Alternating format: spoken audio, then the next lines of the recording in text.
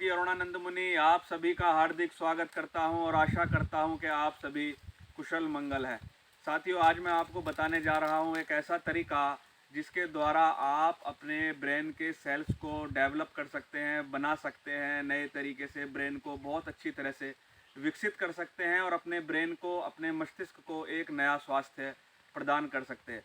साथियों, जब हम इस तनाव में होते हैं, जब हम चिड़चिड़े होते हैं, एंजाइटी में होते हैं, जब हम क्रोध में होते हैं, तो हमारा ब्रेन श्रिंक होने लगता है, सिकुड़ने लगता है। जब हम पानी कम पीते हैं तब भी हमारा ब्रेन सिकुड़ने लगता है। डर की अवस्था में, क्रोध की अवस्था में विशेष रूप से हमारे ब्रेन को बहुत ज़्यादा नुकसान पहुंचता है और हमारे जो मेमोरी के रिसेप्टर्स हैं, जो हमारी याददाश्त के लिए जिम्मेदार हैं, वहाँ तक ऑक्सीजन की प्रॉपर सप्लाई नहीं हो पाती, तो हम लोग बात को भूल भी जाते हैं। विशेष रूप से स्टूडेंट्स के साथ, विद्यार्थियों के साथ ये समस्या होती है कि वो याद करके जाते हैं, लेकिन जैसे ही एग्ज़ाम हॉल में पहुंचते हैं तो वो वहाँ पर भूल जाते हैं। उनका ब्रेन फ्रीज हो जाता है, अर्थात काम करना बंद कर देता है। लेकिन जैसे ही वो लोग एग्ज़ाम हॉल से बाहर आते हैं, तुरंत वो चीज़ याद हो जाती है। उसका कारण यह है कि आपके ब्रेन के अंदर जो ऑक्सीजन की सप्लाई है वो कम हो गई है और आपके जो ब्रेन के याददाश्त के लिए जिम्मेदार हिस्से हैं वो कहीं ना कहीं बंद हो चुके हैं। तो साथियों, आज मैं आपको एक बहुत ही साधारण सी असाधारण चीज़ बताने वाला हूँ। साधारण होती हुए भी असाधारण है। ये चीज़ क्या है? अपने दोनों हाथों की मालिश।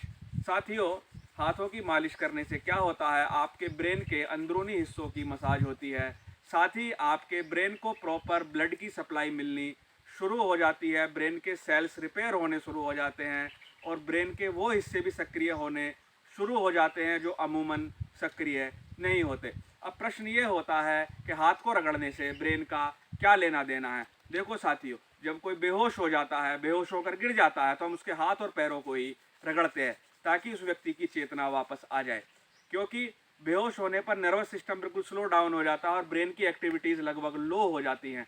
तो ब्रेन तक ब्लड की प्रॉपर सप्लाई के लिए हम और उसके नर्वस सिस्टम को चालू करने के लिए दोनों हाथों को रगड़ते हैं, क्योंकि हमारे हाथ सुजोग थेरेपी के अनुसार, हीलिंग के अनुसार, एक्यूप्रेशर के अनुसार, मर्म विद्या के अनुसार वो सारे पॉइंट्स जो हमारे ब्रेन, हमारे शरीर के लिए जिम्मेदार हैं, हमारे हाथों में ही स्थित हैं।